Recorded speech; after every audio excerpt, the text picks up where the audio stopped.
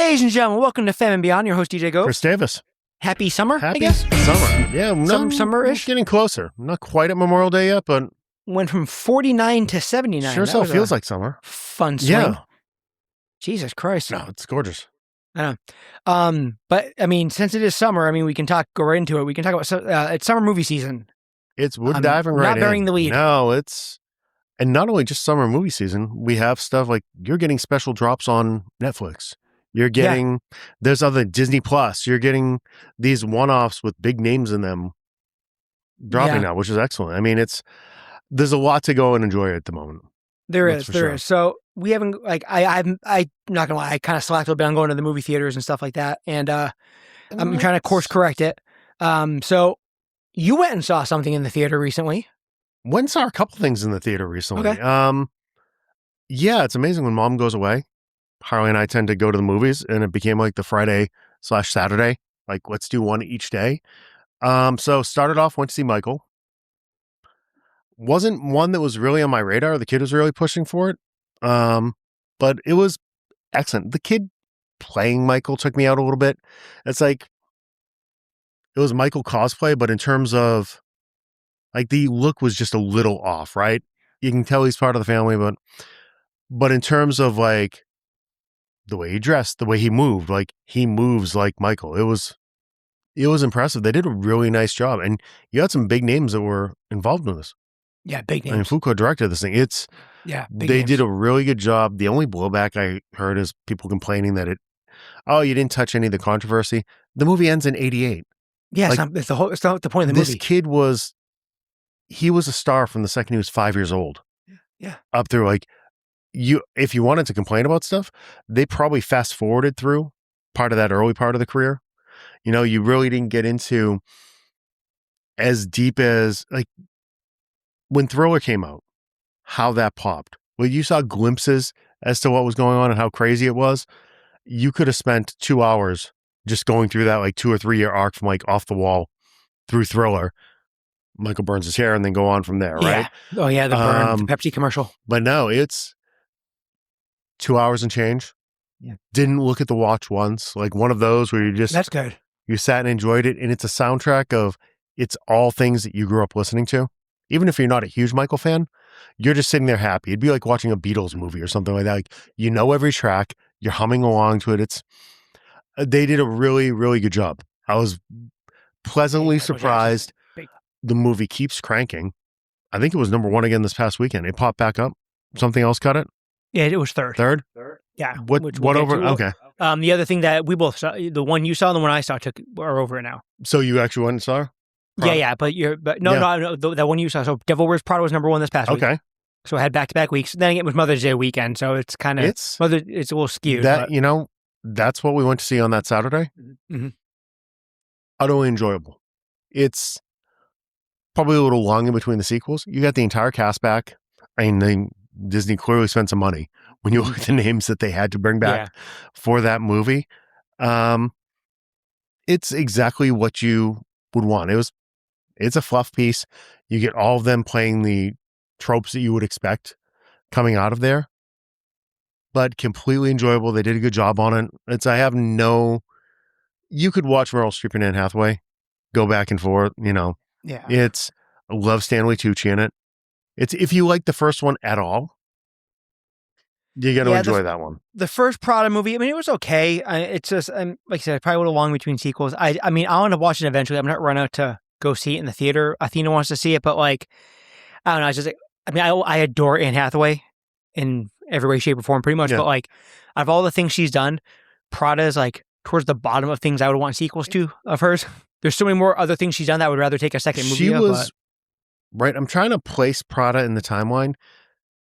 It seems like you were almost at the Anne Hathaway saturation point that, like, she was everywhere. Yeah. So it was obviously post Princess Diaries, right? Yes. Yeah. She's a little older. I think it was right after Dark Knight Rises. And then before. Was that 20 years? I think it's been 20 years since the first Prada. There's been a long gap. Maybe. Let me see. I think so. I mean, I know it was after Prada. I think Dark Knight Rises was before, and then after that was like Les Mis and The Intern, which is one of the better movies, and all that stuff. I mean, I don't know. I'm old school Anne Hathaway, Ella Enchanted, and stuff like that. So. There you go. But no, I mean, it looked good. I just haven't been between, the responsibilities I have around the house and, even like just trying to get this stuff edited and all that. No, and, in work, I just don't have time to do it. We were supposed to, so there was a whole weekend planned with Harley and one of her friends. We were going to be going down to Jersey. They were doing the Yoga Hoses thing. Other Harley ended up having to cancel, so they're rescheduling that. So we kind of turned it into a day. Gave the girls their first Alamo Drafthouse experience. Oh, very nice. Which just broke their heads. Like, wait, you can go see movies like this? Mm-hmm. Like, and then you just pull up your phone and they magically bring you more of the best popcorn on earth. Yeah. And more sodas and everything just appear at your seats. Yes. Did that. Went into the Barbie Cafe. Our friend, Derek Berry. Bucket listers. Derek, God bless him, hooked me up. Made me look like $1 million in front of the kid, which, always makes you my favorite person in the world. It's amazing the breadth of themes that he's gone through. And he crushes every single one.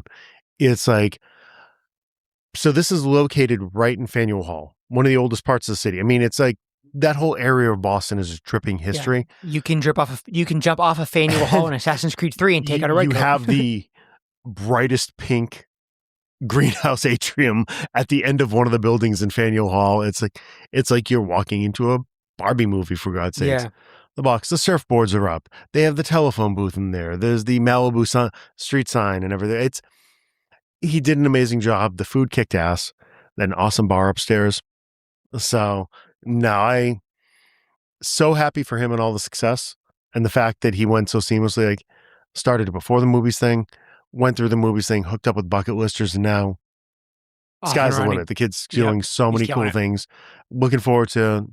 I know there's some more stuff on the docket that's supposed to be coming this year. Heard some of the new stuff. Yeah, looking forward to what's coming next there. So the two you've seen, Prada and Michael. You want to drop scores possibly, like out of 10? Michael, I'd give like a solid 7.5, 8 out of 10. Okay. Prada, probably a little. Prada was enjoyable for what it was. I'd probably go like a 7, 6.5, 7. Okay. It's very well made. And it's not because there's anything against it. It's not one that you're going to go back and watch over and over. It's a fluff piece. Yeah. It's like Prada was cotton candy. You enjoyed it when it was there and then it disappeared and you never think about the cotton candy again. It was fun that you did it. It's definitely not one of those where you're sitting there saying, oh shit, why'd they make a sequel? Like, you got all your toys back and got to watch them do the thing again.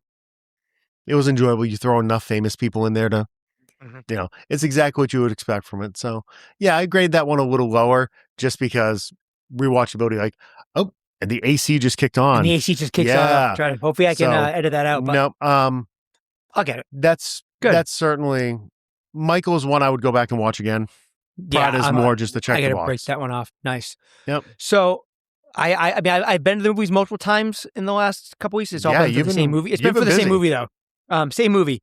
So I had, we had our dad and kid day. It's a little different because mine's in her 20s, but one of the finer things I did in my parenting days was teach a 5-year-old how to play Mortal Kombat. Ooh.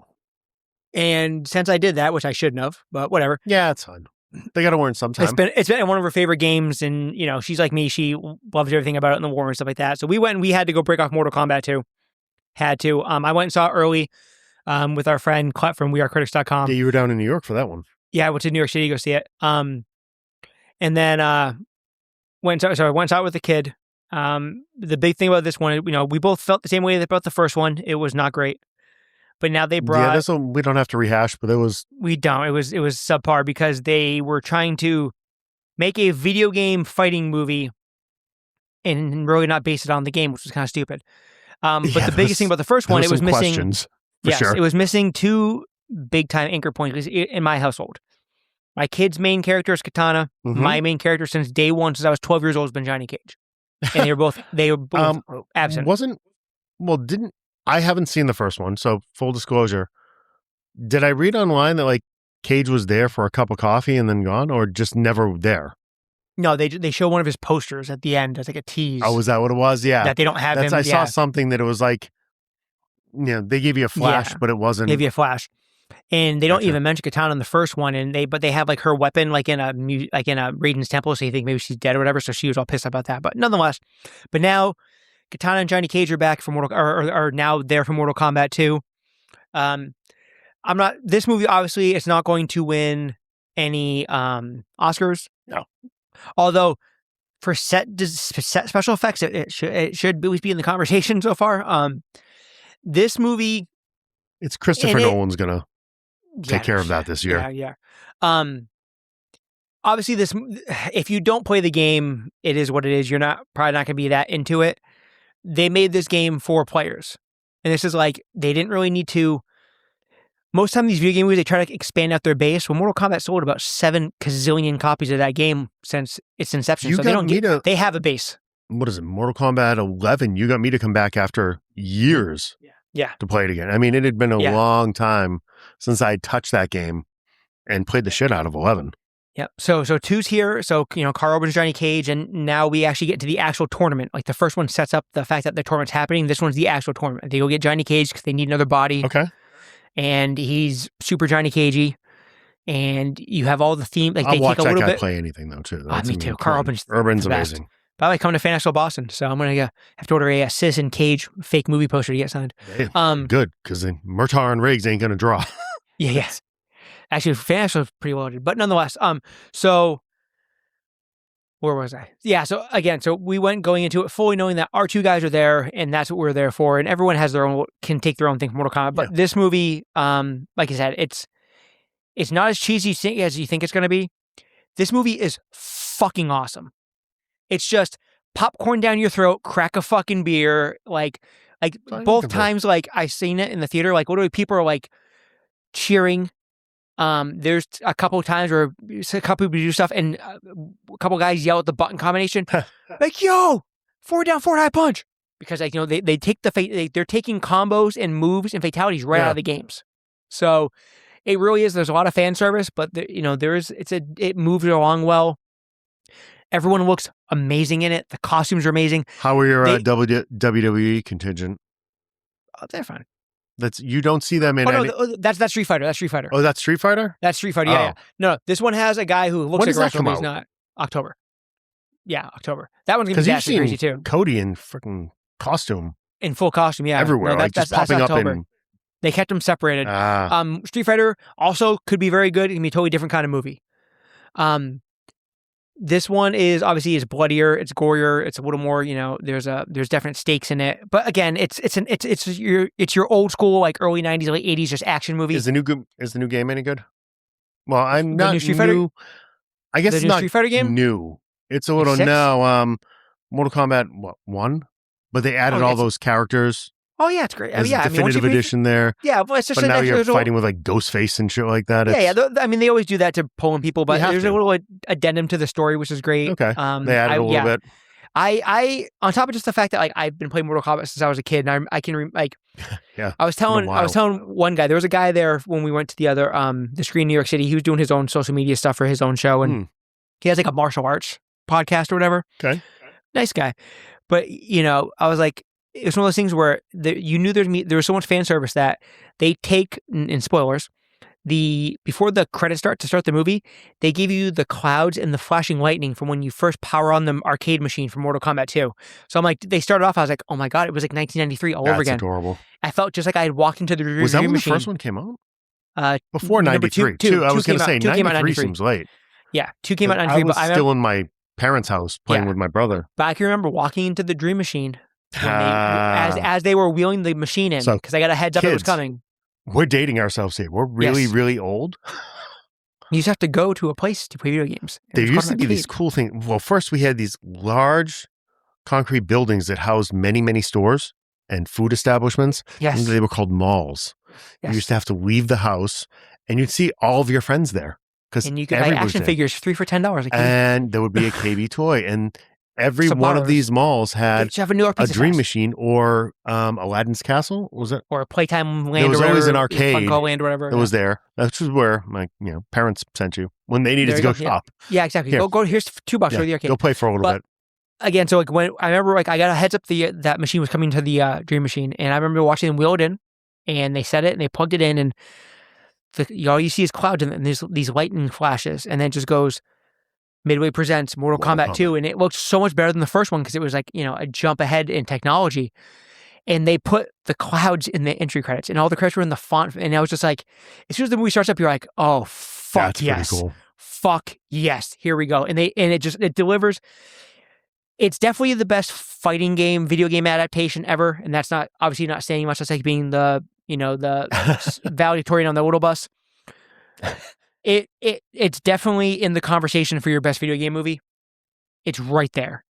So Mortal Kombat 2, like both me and the kid gave it a solid 9 out of 10. It's still knowing what it is and what it's supposed to be. It's still holding. It pulled in another 13.5 million domestic. Good. Yeah, it made like 45, right? Shit. But which you might think, oh, that kind of sucks. But like in these days, it's not bad. A niche thing, and I think it's going to outgross the first one. Obviously, that was a COVID movie, so it was different. But 62 domestic, 39 international. So they cracked 100 million. Yeah, there you go. And that's about what they spent on it. So you're almost right there. Shit. The 4K is already pre-ordered. I did hear correctly. Michael took the top spot again this weekend. Oh, damn. I was looking at like 8 million. Over Devil Wears Prada? Yeah. 26 million to 18.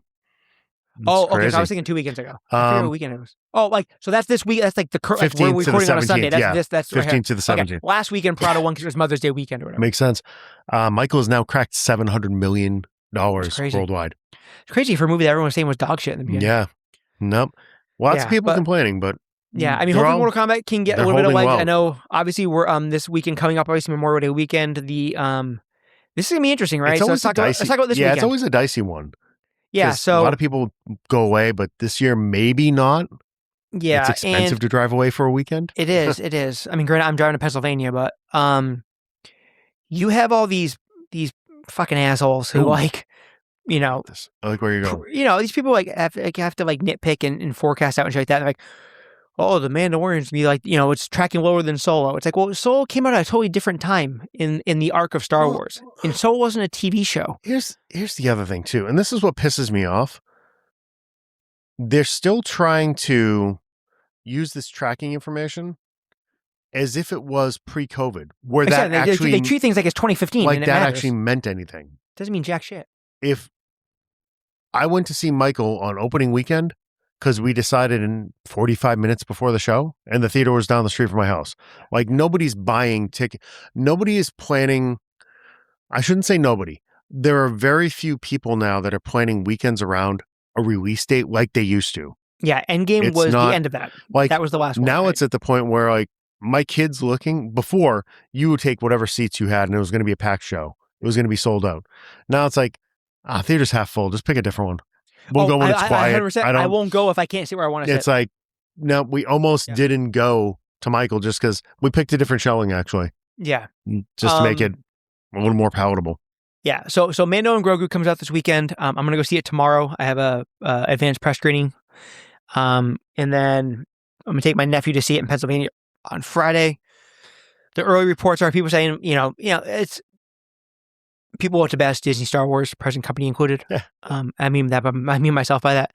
But everyone's like, oh, it's for kids. Of course it's for kids. Your main character is a baby. Star Wars is for kids. Star Wars is for, you have to have the kids interested. So that way in 30 years, they're like me. They're balding middle-aged men buying plastic versions of your characters. What did you guys think? It was always for kids before, and then Disney bought it, which is just to... Have you heard of fucking Underoos? You create IP so you can sell toys. The same people bitching that it's for kids were in 1977 were buying Shrinky Dinks with fucking Luke Skywalker on them. It's like, you were a kid, you asshole. We're going to talk about something else coming out that was literally created to sell toys. To sell kids, yes.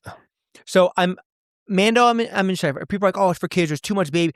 I'm going for the baby and for the Babu freaks. Guess what? You had fucking Grogu walk the red carpet. It looked adorable as shit. It was amazing. And the what the god damn it? What race? I can never pronounce the race. Please hold. No. We're reading radio as I look something up. Wrong. As you were talking, I was doing the same thing. That's why I'm just sitting over here playing on box office radio. So the Anzellans are the little droid smiths that Babu Freak is. Okay. And the whole trio is like, see, I never would have thought of that. Squeezy, bad babe, nice shot, baby. It's cute. I'm like, my heart melts every time those things talk. They're fucking adorable. It's supposed to be enjoyable. It doesn't have to be anything more than something you like watching. And like, Yeah, I man, don't get it. and I'm glad they did it because Mandalorian. I love Mandalorian get it. season 1 and 2. I've talked about how Mandalorian, the end of Mandalorian season 2, might be the greatest hour of my life, like at all. Period. Season 3 kind of sucked, and now you're gonna like bring the band back together. And I want to see the fucking puppet. I'm going to see the puppet. Who gives a fuck? And I'm taking an 8-year-old, and he's stoked. It doesn't. None of these things.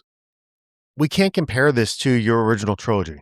No, You can't compare this to some of the other high points for you in the war, because those things are always going to hit differently because of where you were in, like when you were an adolescent, when you were a kid. There's certain things that you're always going to have that soft spot in your heart for, right?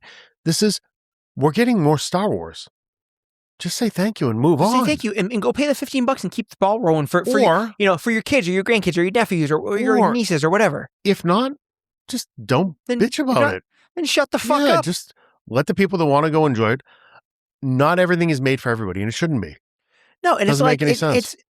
And even though like it fits in a certain time frame, like they're giving you AT-ATs and they're giving you huts and they're giving you, it's like they're giving you all the races that you want and stuff like that. It's like all the people bitching are the same ones that if they happen to be in line for Smuggler's Run when Pedro walked in costume this week. Oh yeah, they would have fucking creamed themselves. Bingo stamped their fucking Fruit of the Looms. Come on. Yeah, no, so it's. I'm expecting to get out of it exactly what I think it's going to be and what I know it's going to be. It's going to be, I'm going to Baby Fest. Who gives a fuck? I know it. I know that's what I'm going for.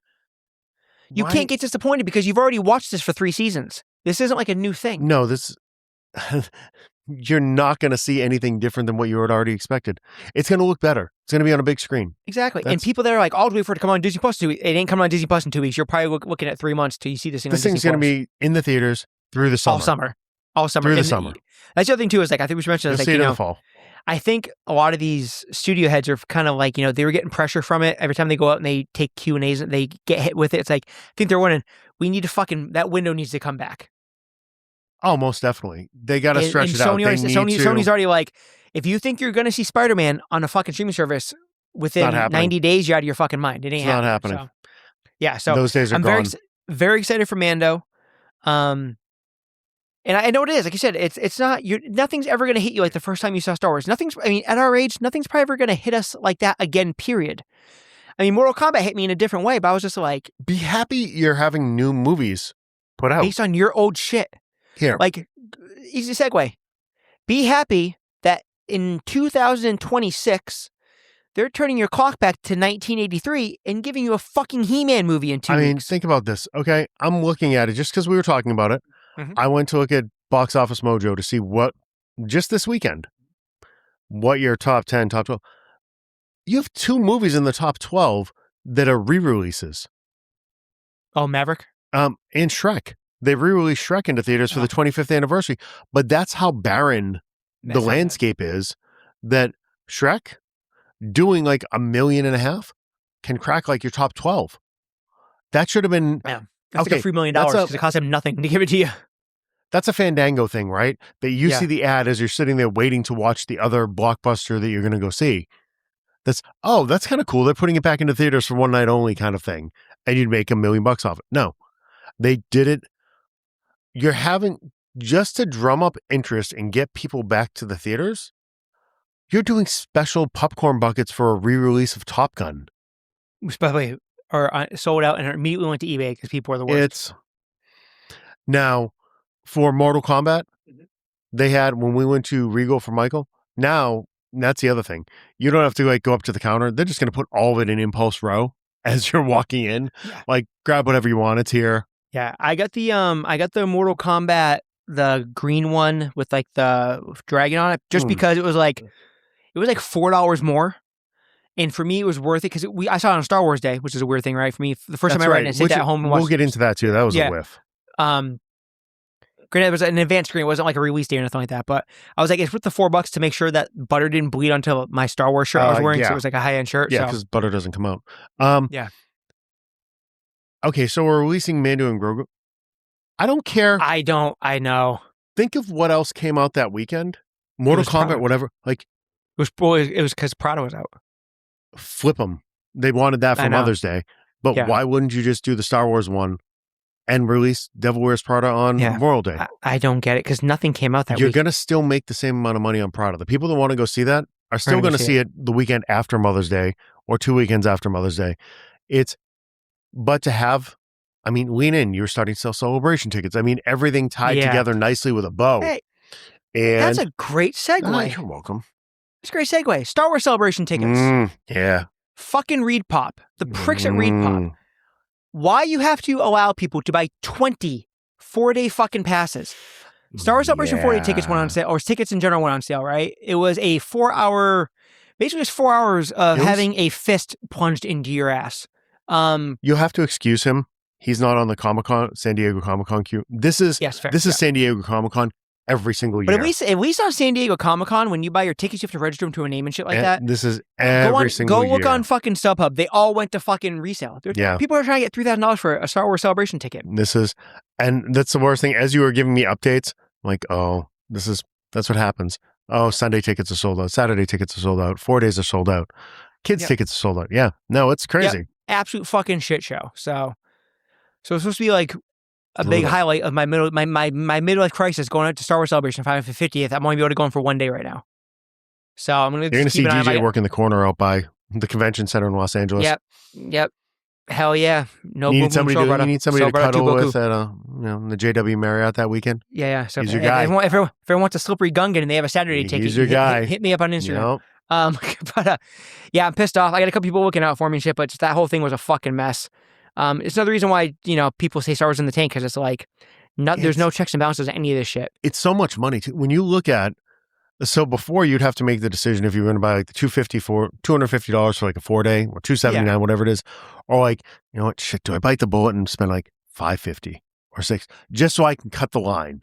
Like, just, you're not getting anything special other than the fact that little earlier access, and you might be able to cut the line on some of the autographs, still having to buy all the other shit. These motherfuckers, not that we had a chance to get in, and both of us were trying, by the way, on multiple browsers, mobile devices, the whole thing. $1,299? $13 after it's all said and done for a VIP, For a VIP, that you got tchotchkes. You get a lanyard. It's a fucking 11 by 17. You don't give a fuck about. I mean, it's like going to Fan Expo. Here's your bag of shit. Here's your bag of shit you want to throw away. If you use this lanyard, you can get into the VIP line for the signings for the guests that actually have a VIP. Yeah. That's $1,300. It was insane. The numbers are just like through the roof at this point. So silly. So silly. Yeah. I see you pecking away quickly there. No, it's just it sucked. I was so, and the worst part was like, I had a buddy from work pass away that, I've worked with for 20 years. And so I was worried I was going to miss it because obviously we went to the service and I just put the phone on the phone was just, was put away obviously because I'm not a complete fucking scumbag. But then went to, we decided to do like the Irish wake thing after the fact and go to the friggin' pub and shit like that and pull out the phone. I'm like, oh, I'm still in line. Fucking, you gotta be fucking kidding me. Fuck this. You and I were texting. It was after dinner. So it was 3:00 Eastern. Yeah, we were at Oak Barrel tying one off. Oh, God, yeah. No, it was after dinner. The browsers were still open. Yep. I left the computer up here going, had the iPad going, had the phone going. It's like, no, one of my guys kind of moved. We were sitting around watching TV later when it finally let me in. Yeah. And I told you, it's like, the message hadn't changed that everything was sold out. So I'm like, oh, if there's a single day, I'll grab the single day and then decide later. There, yeah. No, even those were gone by the time I got there. There's no reason why someone should be able to buy 20 4-day tickets. I know. There's people who are really on sub right now selling 19 tickets. San Diego does much better in that you do have to be a registered person. Yeah. Like we got screwed one year. It's very hard to buy resale tickets for San Diego. We weren't able to get Harley a ticket. Because like in between, she had gone from or something like that. She had gone from the junior ticket to an adult, and we didn't realize there was an extra step you had to take to get her one. So now she's not part of the. We still get in the returning attendee thing. Harley's still not there because we can't get her first ticket. Yeah, it's ridiculous. Yeah, so that whole thing fucking sucked. So I'm going to try to like fix it what I can, but I guess, I mean, I got a pretty cheap hotel room We were talking earlier for Yeah, the hotel considering. to LA's kind of shitty. We'll figure that out, but yeah. But yeah, so some movie season's off to a bang. I said I think Mandalorian's gonna win the weekend. Obviously, I'm curious to see how much. I would think so. I mean, you're not like your $200 million Star Wars weekend opening weekends are gone now. That ain't happening, obviously, but I don't. You just don't have those numbers anymore. No, you don't. It'll be very curious. The next, your friend's post is going to be when we hit December to see what happens with that. We'll see how that goes. If you see Marvel struggle with the kind of money that's going into that movie, then that's kind of, I don't want to say it's a death knell, but it's not. Yeah, it's things are going to change. Yeah, but at least on the plus side, like if you I've gone to a couple of different theater chains, and most of obviously at least most of this plastic stuff is sold out. Like the Devil Wears Prada purse is sold out, all the Shao Kahn helmets sold out, the Top Gun helmet sold out. So theaters are getting a little busier, which is good for the industry. Yeah. I'm very happy to see that. And the other thing too is, like you said, you liked Michael a lot.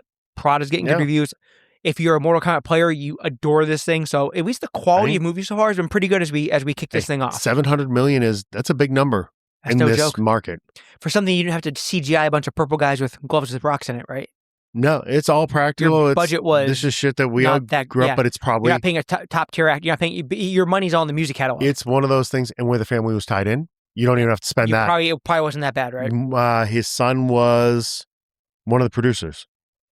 One of the kids. Hey, Blanket. Yeah. Blanket, now you being one of the kids was a producer. I know Paris wasn't involved, but yeah, they're fine. The estate's doing okay, kids. Yeah, no, she's doing. They're doing fine. So okay, so I'm trying to think. I was gonna do. That covers what we saw in theaters. What have you been streaming? Yeah, let's go ahead and get into what you're streaming. Hey, mister. So what you're streaming? There's been some stuff, obviously, right? Yeah. Especially in our pop culture-y IP land that we kind of live, right? There's been so much stuff that one of them I haven't even got to yet. I'm waiting until it's all done to rip through it. I haven't got to The Boys yet. I haven't touched it either. Nope, I'm gonna wait and rip through the whole thing. It hasn't been.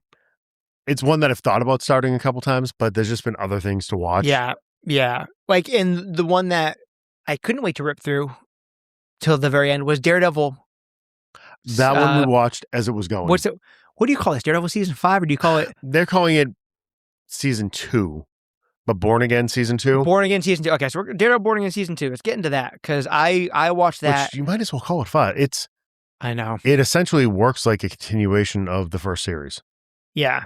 I mean, I watch that thing with bells on every week. So, got some of my toys back. There you go. We're both big Daredevil guys. Mm-hmm. You might actually be a little bit more than me. But Daredevil is, I think, for both of us. He was always one of my big. I always he's liked upper echelon, especially on the Marvel side of the world. He's top 3 Marvel for me. I never went with your bigger Marvel. I was always more of an Iron Man, Daredevil. Now, Daredevil, Punisher, yeah. The funny thing was that's the collector in me. Punisher was a little harder. I had the 4-issue series when I was younger because I could buy it off the newsstand. That was from the drugstore. So we're going back to, this is going to sound funny to all the kids out there that don't understand. Back in the day, Mile High Comics used to have ads in the back of any of the comics that you got, and it'd be this giant 2-page, and no shit, no fooling, they would put the prices of their books in there. So when I was a kid, it was all about trying to build a run. We didn't have graphics back then, right? Okay. So if you wanted to read a storyline, you had to get all of those issues, and they would run deals and stuff. But back then, everybody knew Frank Miller was great. The prices weren't what they were. So the cheapest ones to put runs together on DC, and DJ's going to laugh because I'm still a fan of this now, was The Flash. You could easily put together runs of the Flash comic. Iron Man. Mine is like the 4 big ones. Iron Man was cheap. And Daredevil was really cheap. You get like Death of Electra for like $5. So I would honestly order boxes, and it would come in a giant stack, and I would get like 50 comics that were like 50 cents a piece. It was amazing. Like, happy as could be, and you could just tear through these stories and read the stories over and over and over again. As long as you stay away from bats. Stay away from, although Batman had some downtimes there, but Batman, Superman, Wonder Woman, like those weren't. Spider-Man on the Marvel side was expensive. X-Men was expensive. Some of the Fantastic Four before it got a little weird. Although once you started bringing like, hey, Spider-Man's in, but that's why like Marvel was always the off titles. Like, what ifs were always cheap, so I could read those stories, right? Things like that. So yeah, Daredevil, and certainly on the Marvel side, Daredevil was always one of the bigger ones for me. And just because he does have powers, quote unquote, but he's kind of, for the most part, he's just really kind of just a guy. The ground one is somebody fighting in the neighborhoods of New York. Yep, and he's grounded. You could make the comparison. He's almost like their Batman, right? I mean, you can compare. You can kind of do that. So especially with how it's trended, like, and looking at it, he was one of the more easily translatable to screen. It was all right there. It was exactly. It just made sense to use him. So obviously, the Netflix series was killer. Season 1 on Disney Plus was hit. I mean, some people bitched on it. I didn't mind at all. Like I understand it was like it's a slow burn, but it was ramping up to give us what we got in this season, which was just all out, just fucking brutality. This season was awesome. You said mayhem. Awesome. Mayhem. Complete fucking mayhem. So they did a little bit of, it's called Born Again, but they're not really doing the Born Again storyline because that's even a bit much for this, right? I think they kind of did more Born Again in like season 3. They did Born Again it was in the Netflix. Yeah, they kind of already cribbed that one. Yeah. Him in the basement of the church, he finds out his mother, the whole. Yeah, exactly. So, I mean, to me, this had a little bit more, and they gave you one of the covers, basically. It's basically more Devil's Reign. Yeah. Which is a newer storyline, which is, it was actually one of the, we bitched about Marvel Comics writing. Devil's Reign wasn't terrible. It was one of the better things they've done recently.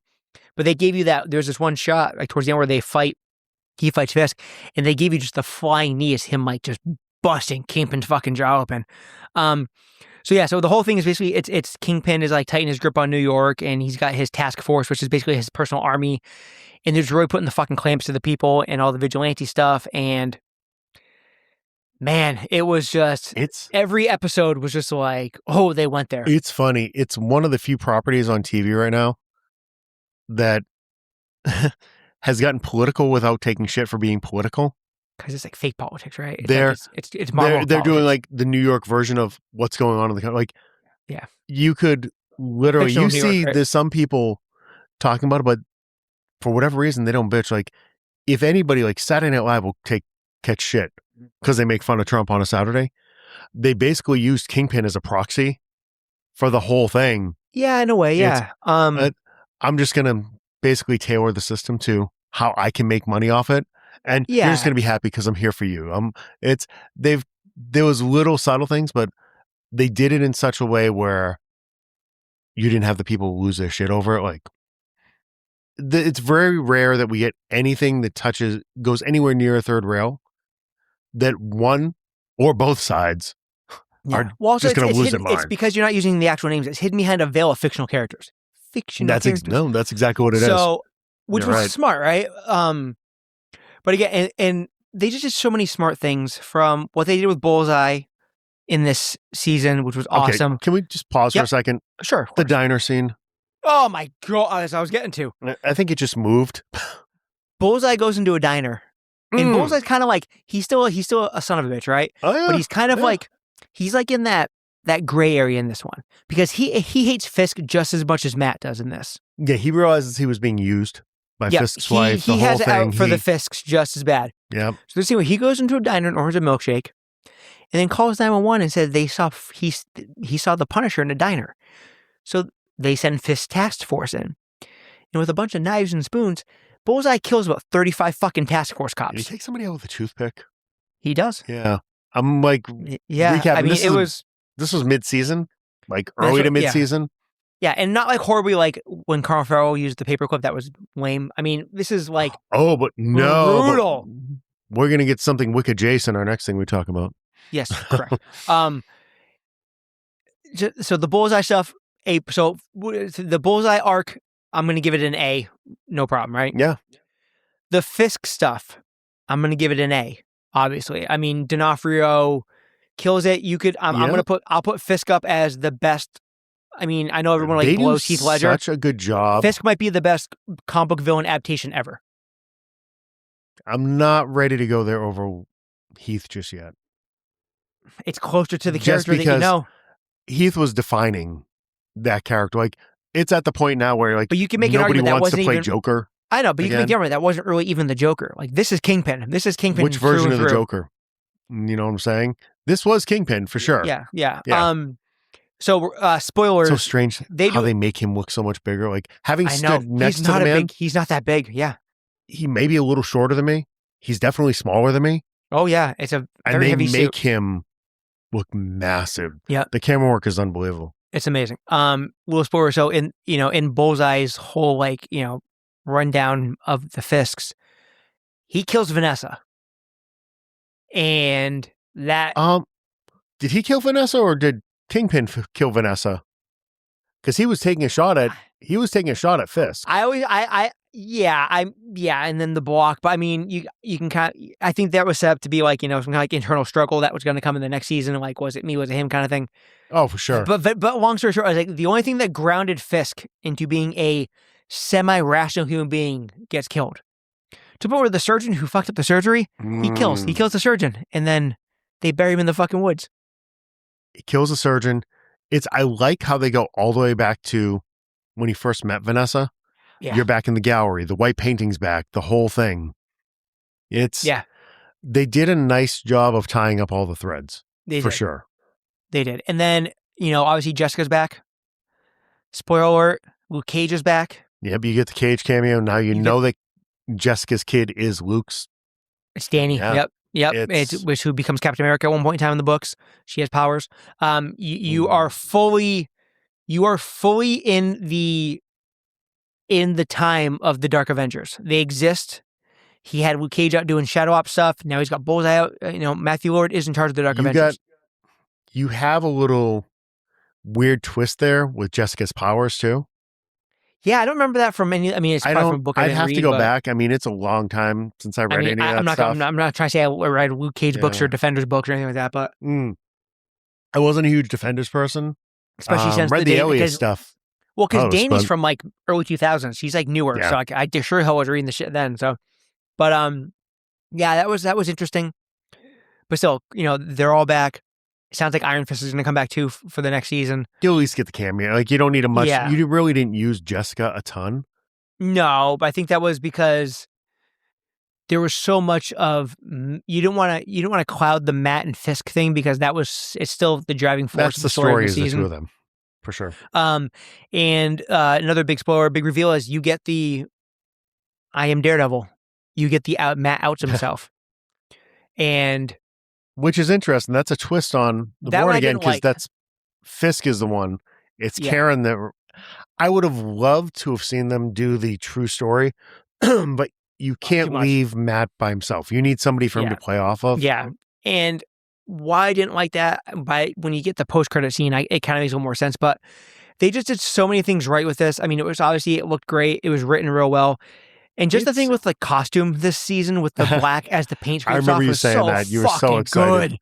So it was an interest. It was different. No, it was a nice take on it. It's what I kind of like now. Fisk is in exile, right? Which is interesting because it almost looks like you're setting up Fisk, the Fisk that comes back in Hawkeye. Like, if you tell me we get Hawaiian shirt, white jacket, Fisk with the fedora, he's on like he's on the beach, or whatever. He's just staring into the water. What I would this is complete fan service at this point. So during the first writer's strike, the only movie that I got really upset, like the George Miller Justice League, could have been fun. It would have been an interesting take with some of the names you had. Adam Brody was involved in it. What's his name before he became Adam Brody? What was that guy? Oh my God. Before he became a cannibal, who was Batman there? Army Hammer. Army Hammer was going to be in that. But the one that pissed me off was you lost the Green Arrow movie. You lost Supermax. You lost Supermax. Now you have the superhero in jail with everybody. And what do they call? Put away. I think was that like the Devil in Cell Block D or something like that. They're calling it. So basically, you have like so the show ends with Matt in prison as he walks by all the guys from the task force that went to jail for it. Everybody's put away. I think in the actual book, there's a couple like the actual bad guys were in there too and stuff like that. I'm sure there's going to be some. Yeah, and he just cracks a smile because he's like, "I'm gonna fucking wreck all these guys." And you can feed play like, that now. your some Spider-Man villains possibly in there and stuff like that, and some of this other stuff. So, well, and he's always been a very grounded character. yeah. So you get that's those, like, not a the low ton of the tier ones. supers, right? Maybe like your Chameleon or something like that, or your Shockers. You know, it's you could borrow a couple of those. It's there. but You know, at some point there. they're going to break him out because they're going to need him to Yep, join the 100%. crew and 100%. Yeah. Luke Cage will rip a wall down. hell yes. So yeah, and there's again, like, not to get too long-winded on it, there's a lot of bitching and moaning about like, oh, it didn't show up in the fucking ratings and it was down because people were just waiting to rip through the whole thing. I'm sure, like,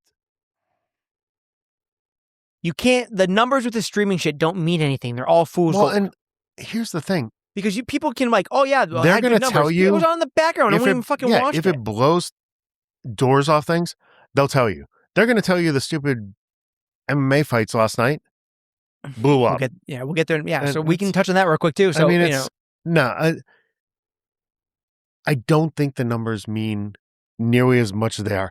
The indication as to whether or not something was successful in their metrics and how they're drawing viewers is, are they going to do it again?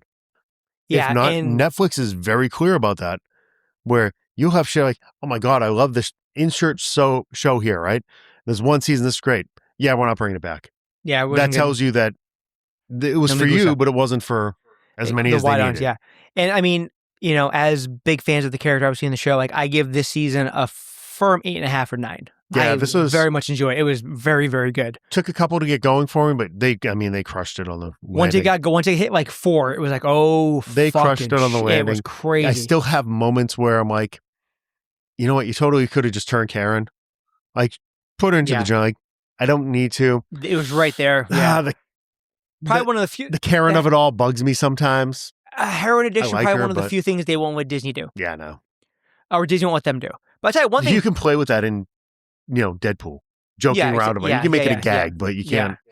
Yeah. One thing surprisingly Disney did let go was the Punisher special, Punisher One Last Kill. These guys, it's like they are so in the Barenthal business now. It's like, you just want to write stuff? Here, we'll do another episode of The Bear. We'll do this. I love Barenthal. I love him. We talked for I have a freaking spot in the pants for the Punisher. I am looking at going down to Jersey a night early just to go see him and Ebon on City. Yeah, just to go see the play Friday night. Yeah, but him as that character, it just fits for some reason. The story in this is basically you have your, he's taken out, and they kind of pivot from the actual show where it was Jigsaw check out his family, but they go back to like the mob boss angle that was very famous in the comics. By the way, the Judith White show, oh, yeah. I mean, come on. Seriously. I got so excited. Heather and I were watching it the other day. I'm like, holy shit. She's like, who's she? I'm like, take a chance and face the wind there. I'm telling her, she's like Alyssa Milano? Like, who's the boss? I'm like, yeah. So Franks takes all the males in the family of the mob who was in on the hit on his family. So you have a very broken individual who has lost his purpose basically, and he's had basically some PTSD from his mission, quote unquote. Shout out in true Adam Sandler fashion.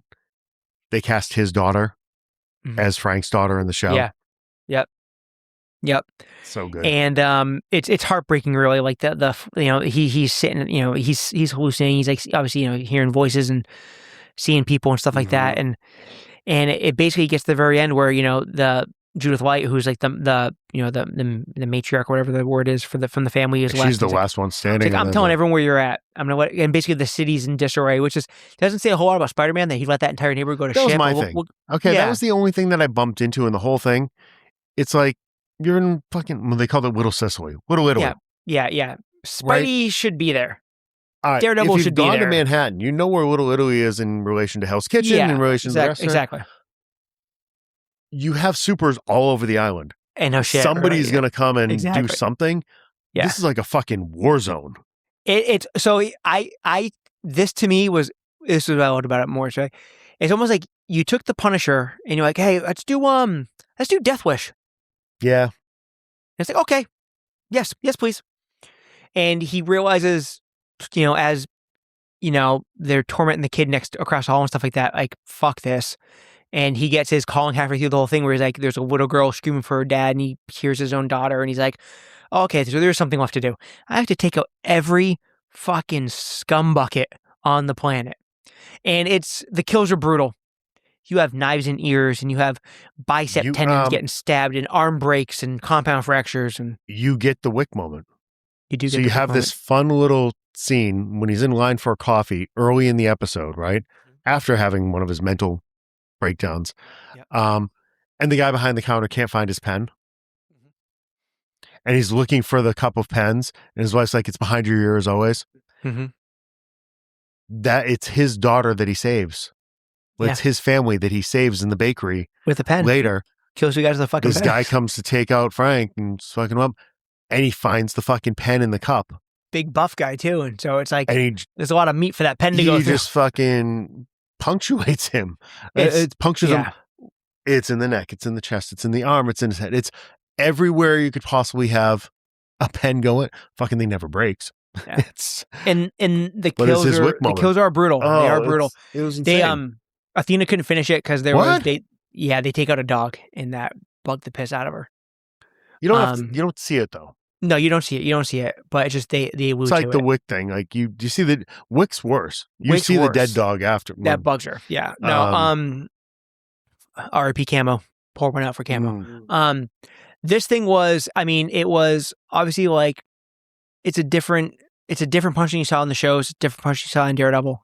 Not at the very end. Not at the very end. At the very end, you get OG he's full costume, haircut. Oh, the beard, so they do the way he looked at the end of that. The pants moved so far. You get it was trench coat, full chest plate. I mean, he is black fatigues. Like he looked dope. He is from the cover of issue 1. Exactly what you didn't get journal. the. I don't think you had the white trim. Like you didn't have like the white gloves. You didn't. No, it was more of a grounded version of it. Modern day, but it's War Journal. It's exactly what it is. So, I'm interested how they're gonna loop this into Spider-Man.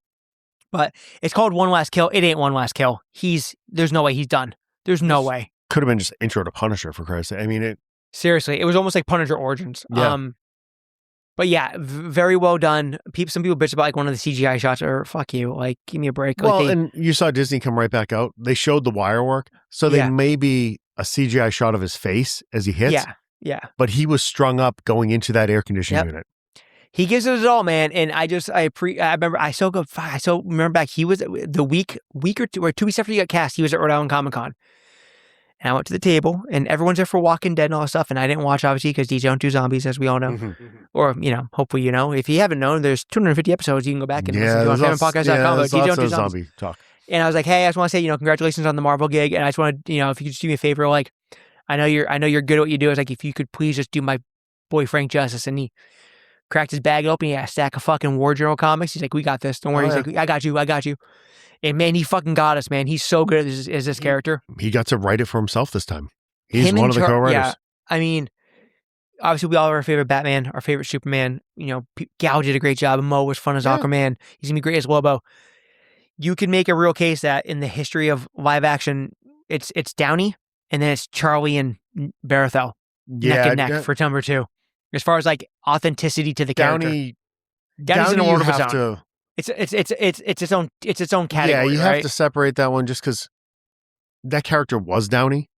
Correct. Like he lived that arc, and these two are become the character, right? Like he was already, God love Downey. He was already that cocky asshole. He was in the bottle already. I mean, he went through the drug and alcohol thing. Yeah. Like, Tony drunk in the suit. That was a layup. That's like, I'm not working here. That's a Tuesday afternoon. Okay, this was like 1994. This is post-Chaplin. And I agree. We've had him for years and years and years now, like probably longer, besides the Avengers, right? But even with the Avengers, it was just in movies. You've seen these two guys as the characters probably more than anyone else, and it's everything you'd want your live-action Punisher and Daredevil to be, and it makes me happy. So, I mean, I give Punisher, I give Daredevil season 5, we'll call it like an 8.5, 9. I give that Punisher special a good 8.5, 9 as well. I'd probably like 7.5, 8, just because it's... Yep. It gets an extra point for the nostalgia feel for me. I like it for what it is. It felt like Punisher doing Wick. Like, that's what it was. It's like, all right, once we get by the little PTSD thing here, it's like, okay, here's your scary moment, and we already knew that because we had season 1. Yeah. Now it's like, we could have brought, I think you could have brought Judith in earlier.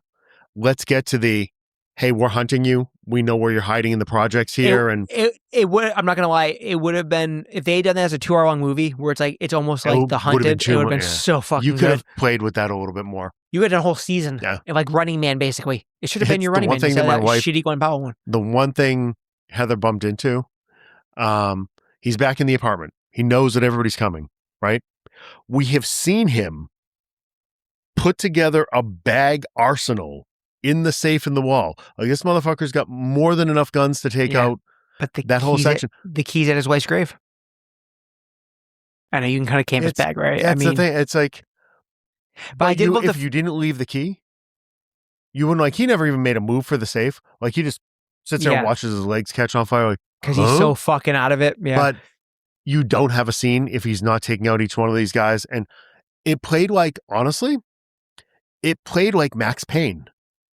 I felt like it was a Max Payne. You're picking up ammo clips off of dead guys and shit. No shit, right? It felt like I was playing Max Payne back on PlayStation, for Christ's sake. I was just going to say that. Finally, someone picks up the fucking weapon from the dead guy. It kind of looks like it is like, this one's so good. I need, and this guy dropped a handgun, which, unless you were paying attention, you didn't even notice him picking it up as he's running out, and the next one just comes with, it played like an old school shooting. Yeah, it got close enough for me, and I love the Punisher, awesome. So it was great. I enjoyed it. I will go back and watch it again. Yeah, I've watched it 3 times already. So 3 or good. 4, I think. I've watched it 3, then it's on the background. One thing I do like, they didn't feel the need to just cram some post-credit. Yeah, no. It's like, now you know he's going to show up in Spider-Man. Like, we don't have to. It's just he realized that he has more to do, and whenever you see him, he's going to be doing the more. Marvel's realizing too now where they've had to go back and film stuff to retcon some of the earlier movies, because guess what? Your through line. You put yourself in a corner. I don't know. Shit happens sometimes. Like, I don't know, Jonathan Majors and stuff like that. No shit. You can't have years of post credit. You got to leave a little bit of gray area to fucking navigate. You got to give yourself some room to wiggle. It can't be so super linear. Yeah, especially with set people and So it was a good streaming. That's awesome. We're gonna do it for like a minute because we're running up against it. But also Netflix had a MMA fight last night, and Chris, what score you want to give the Ronda Rousey Gina Carano MMA fight? I'm never getting that sleep back. I can't believe I stayed awake for this piece of shit. The fight was a 1. The weigh-in was a 10. Oh, the build was so much better than the actual fight. I mean, we all know I have a huge, pepperoni in the pizza for Gina Carano. So. Diaz, like, God bless. Yeah, Diaz is a tough son of a bitch. His one shot was to submit him, but you had a 5-fight card. A couple of them on the early part were gross mismatches. Like, like you were seriously afraid for the other person in the ring. Like, you were happy when it ended in a round, right? To have your main event after you stretch the taffy that long go 17 seconds? 15 actually officially. Oh, is that what it was? It was officially They said 15. 17 and then I think they fixed it. Yeah, it sucked, but you can't have the video come out after of her practicing the exact script that happened. Yeah. Well, I don't think. I mean, from what I read too, is like they're upset at last. They wanted obviously to last so longer. I mean, I was hoping it was going to go 2 or 3. Like, show me something. Yeah, I had no delusion that Gina Carano's going to beat Ronda Rousey because they're just different caliber fighters. But here's the thing: Ronda Rousey isn't Ronda Rousey anymore. The end of her career was 15 and 16 when she got her ass handed to her twice in a row. So, but again, like I said, because the way that Ronda Rousey is getting so like the Amanda Nunez's of the world. Amanda Nunez exists because Ronda Rousey opened the door, right? Oh, of course. Ronda Rousey is because Gina Carano opened the door, and the skills advancing, et cetera, et cetera. I just like to see Gina Carano on fight gear. I see Gina Carano in the bathing suit. I told you the best part about it for me was the fact that she was healthy again. Mm-hmm. Like, it forced her to get back in shape. It gave her something to kind of re-kick on, right? So yeah, that was all good. I'm hoping that now that there's different leadership and stuff, Favreau gives her a call and we get that Rangers show. But yeah, I'm not holding my breath, but you never know. Yeah. I don't know. I think that's probably, here's what makes me sad.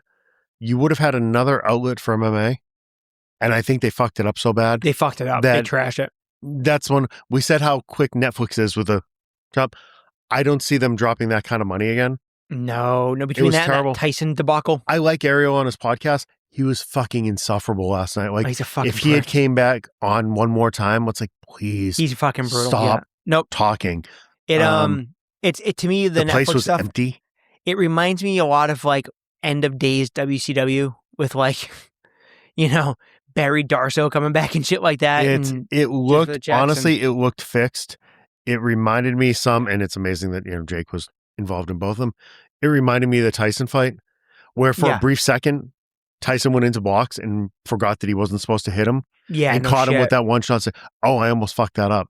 Yeah. Okay, now I'm not going to do shit again. Now I'm not going to do shit because I literally could kill this fucking kid in my sleep. Like, there's no way he's going to knock me out.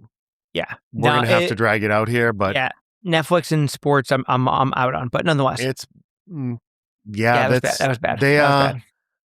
They should stick to their WWE lane because they can put people in their other projects and stuff like that. That stuff works well. Yep. You get the podcast, you get all that. Yeah, Netflix, we love you. Less MMA, please. More Wednesday seasons. Okay. Yeah. Let's go ahead and wrap this bitch up, and let's go into Mount Fanmore. Okay, so Mount Fanmore. So we hinted a little bit of it. That there's something coming out on my birthday that we haven't buried the lead. That we are. I'm kind of excited to go see. Yeah, so we talked about nothing is going to hit like it did back in the day. Master Universe, I just have to know. I just have to know it's coming, and more is coming out, which I kind of wish it didn't, but I think there's still one big surprise they haven't given us. But they give us a lot of characters. My wife's texting to ask DJ questions. Where are we getting burgers? Like here? I'll slap a burger down here. Oh, the day sister cooked for me. I'm so happy. I'll slap down a hamburger. Okay, cool. Thank you. But anyway, so Master Universe is 2 weeks away, and we're getting more and more like stills. 2 weeks? No, 3. Okay, 3. A week, 3. Oh, like shit. I'm gonna be officially older. I'm used to fucking Memorial to being like the end of the month, like the 20th or something. It makes sense though, right? Give Mando 2 weeks to run off. Let these others to slow down. So we've gotten a lot of yeah, you need a gap there. We've gotten the action figures out. If you go to Target, there's an end cap with a sword on it, and you can press the button and it says the power. And what a fucking time to be alive! But our Mount Fanmore this week, with what we've seen so far, knowing that there might still be some more surprises, the Mount Rushmore or Mount Fanmore, I should say, patent pending, trademark, of live action versions of the characters as far as how they look. Okay, I'm skipping Adam. I think the kid. I think the kid looks good. The kid looks good. The kid did a good job.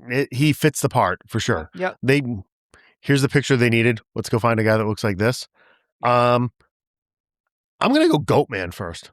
Goatman, very obscure, very evil. It's Bjornson, whatever his name is. The Mountain from Game of Thrones. Yeah. And just a huge son of a bitch. The perfect person to play that. And it's the devil incarnate, for Christ's sake. Yeah, I mean, he looks like... Right? He does look mean as fuck. My number one is the biggest omission from the 87 Dolph Lundgren movie. Give me fucking Battle Cat. Love it. Give me Battle Cat. I know it's a CGI character. I don't give a fuck. Battle Cat's my favorite Masters character. He's the best vehicle from the 80s toy lines. Give me fucking Battle Cat. He looks dope. Love it. My next pull, and this is, as you go through, it's like a big name playing each one of these fucking characters. It's crazy. I just love the fucking suit. I'm going Fisto.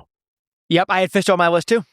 It just looks badass. He looks so good in that suit. And they did Fisto, and it's like, so any other, like 5 years ago, if they did this, right? They would have called a guy Fisto, and he would have not had a giant metal hand. They would have done some stupid, or it would have been like with like there'd been like tubes of like a fucking backpack with like a robot, some dumb shit like that. No, right? This is it's right a guy. from... Yep. And the only thing is like none of the guys had the furry loincloths for whatever reason. I'm sure there was some kind of reason for it. Yeah. Comfort probably, right? But like practicality, yeah, exactly. Big beard, big fist. Bring on Fisto. That's it. I'm going to the evil side of things. Ooh, what do you got? Dude, they did Trapjaw with the blue body and the green face and the pink fucking helmet. He was number 2 on me. Oh, that was dude, number 2. Like, I can't. Like, again, he was right under Fisto. 5 years ago, he would have been all gray, and he wouldn't have had a helmet, and he would have had like a fucking like a top knot or some shit like that. And it's like, dude, no. They dropped the toy. They Google pinned the toy into the fucking movie. He looks just like him. Oh my God. It's funny. There's some, like, I really wanted to go with like a Man-at-Arms, one of those. I don't love it. Too easy. It looks good. I wanted a little more color. A little more orange. Yeah, Yeah, I they went a wanted little more that. 2000X. And the thing with Man at Arms 2 is like, and I'm going to give him his flowers now. Everyone's like, because everyone knows I'm not a fan of when they race swap characters. And I understand normally it goes a certain way. I would hate it if they did it the other way. If they decided to cast Michael Cera as the Black Panther, I'd get pissed about it, right? I'd laugh my fucking ass off, but I get pissed about it. You tell me you race swap Man at Arms, I'm going to get a little upset because it's one of my go-tos. But then you tell me it's Idris Elba. Idris Elba could play fucking She-Ra. I don't care. Idris Elba can do. Put him in anything. Luther can do whatever the fuck Luther wants to do. He's fucking amazing. If you want to, even at his age, I would be thrilled if he ended up being Bond. But I don't think they're going to give him that. They're going to go younger. I think it might be the kid who plays Jon Stewart, but we'll get into that when it happens. And they said, little side, they said Cavill, even at his age, is too old, which strikes me. I think you could get like 15 years out of that fucker. Dude, so, I'll cheese? No cheese. Oh, no cheese, please. No cheese. Sorry. We're doing dinner orders here, so don't mind us. But yeah, Trap Jaw. Love it. I have two left. They're both of the... They might be, at least one's probably the same as mine, so Raul. Possibly. I went female for both of my last two. Oh, I did not. Okay, cool. Hit them. My last two, Evelyn and the Sorcerers. I think they fucking nailed the casting on both of those. Morena as the Sorceress is fucking perfect. So good. When you see her and like, you can see her face on that figure. Yep. Like she has the feature. I wasn't as sure about Allison Brie. Yeah, I was as Evelyn. Like they said that, I'm like, oh, there's so many better. Like, yeah, go give me Cersei. No shit. There's other people that I picked for that one, but she looks. It's working. She looks like it's Evelyn. Yeah, they nailed it, and they didn't have to. In both of them, you can tell who they are. Right, you see their faces. The people fit the characters better than I expected. Let's put it that way. The slight gripe with those two characters, it's your Man at Arms argument. So granted, they're doing more the 2003 cartoon than the old Filmation one. Yes. So Evelyn's not gonna have like like yellow skin on the figure, which she never had in the cartoon, et cetera, et cetera. A little more color would have been nice. I mean, it might look, once you see the movie, it might look better in certain light. It will. The purple might pop a little more. Allison Brie looks like the cousin of Powder. Like she's so fucking pale. A little bit more purple in the art, which it might happen. But yeah, those are good picks. Yeah. I did not go female for mine. I feel a little... What do you got? No, I took care of it. I went with another huge correction from the 1987 movie. Fucking Beastman looks dope in this movie. Good. He looks so good. And to the point where even we saw Mossman too, and Mossman looks just like Green Beastman, because in the toy line, they just repainted a Beastman figure. It looks pretty close, right? So it's Beastman, and then to finish it off, it's a favorite. It's Mechanic. I knew you were gonna. I have live action Mechanic, and we've only seen the figures out. And there's a Mechanic figure live action, and it's a little childhood memory thing. That's all. Okay. So we have Battle Cat, Mechanic, Trapjaw, Beastman, Fisto, Goatman, Sorceress, and Evelyn. Well, by the rules of the governing body of Mount Fanmore, we already have two up there. Yeah. And it's Fisto and Trapjaw go up on the mountain. Which is fine, because I don't think we were going to get a lot of argument anyway on either one of those two, they were individuals. So the remainders are Battle Cat, Beastman, Mechanic, Goatman, Sorceress, and Evelyn. I think the easiest way to do this, as we're short on time, you pick one, I pick one, and we wrap this fucker up. Okay. So give me one and give me the argument for it. If you want, I can go first if you're having trouble, because I already have mine. I know what yours is going to be. Yep. I'm going Sorcerers. Okay. I'm going to go there. I love Goatman, but that's just because I love the mountain. Like, it just looks cool. He might be in it for 10 seconds for all we know. He's like niche of niche, right? He's artwork from the back of a package. I kind of lumped both of them together, but that image of the Sorceress, that looks like Sorceress, right? It's not like we're not picking on the skin tone or anything like. Nope, it does. She looks like Sorceress. Yeah, and even like it's weird, right? Like most of the Filmation stuff like looks all the same, right? But like, it's just gonna sound weird. Her, I mean, obviously she's to say she's an attractive human being is an understatement, correct? Go back to Firefly. Go back like from the first time you saw her. I'm not gonna like that's not okay. We won't be. Right. She's an absolute freaking dime piece, right? To this day, her eyes look like Filmation eyes. It's weird, right? Looks like what was on screen. Yeah, you didn't have to do anything to her. And I'm sure, like I think in the prelude to, because we're gonna get like a prelude fast forward kind of thing in this movie.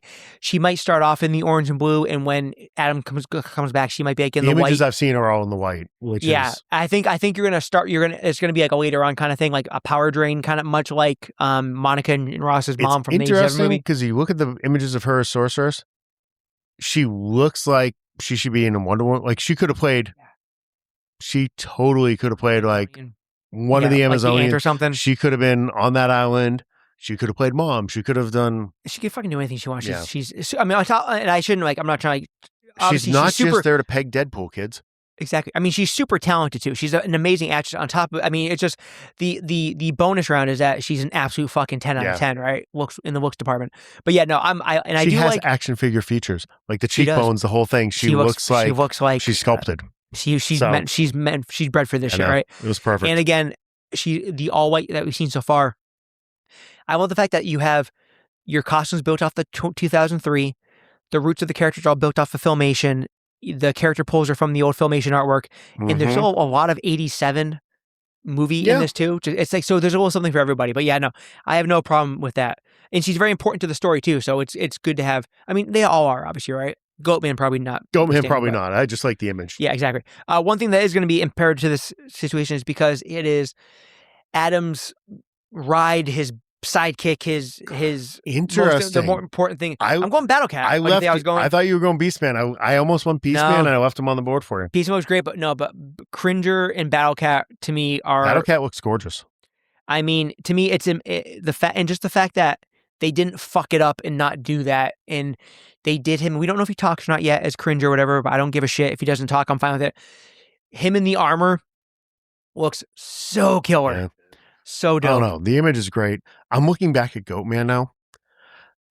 I think I like Goatman so much because he looks like Satan from South Park. He does. There's a lot of. Come on, guys. And the other thing too is the other thing too with Goatman is not only see an amazingly low key Master of the Universe character. Boy. I mean, it ties back to our favorite person in the world, voiced by Kevin Smith at one point. Mm-hmm. So, it all comes around to the boss. Yeah. So the Mount Fanmore of live action conversions of Master's character we're most excited for are Fisto, Get Fisted, Trapjaw, Sorceress, and Battle Cat. I like it. June 5th cannot come fast enough, Christopher. I know. I get to celebrate my birthday watching Masters of the Universe. Go figure. Oh my God. You want to talk about getting pegged? That's a good night. That's not a bad night. It falls on a Friday. So actually, maybe the night before, because there'll be preview showings. There'll be preview shows. For sure. Well, if you're bored, call me up. I'm ready. So love it. Ladies and gentlemen, thank you for joining us. Sorry for the little delay there. Life got busy. Yeah, it's going to happen this summer because of stuff, but we're going to, once we get past Memorial Day, we'll have time. We still got more stuff that we're streaming that we haven't talked about. There's other things we can hit on. There's so much stuff we can't do. I have stuff that we have to start doing 2 a week, and that ain't going to happen because we're not that motivated. But everyone, thanks for watching. Don't forget, if you're subscribed wherever you're at, leave a review. Tell your friends, tell your uncle, create fake accounts, boost our numbers, fake internet points, all that shit. FANMENPod.com is the website. If you want to send us an email with a show idea, something you want to talk about, if you want to bitch at us about. Hell yeah. DJ at FANMENPod.com, Chris at FANMENPod.com. Sir. All that good shit. And everyone, see you next time. Later, kids.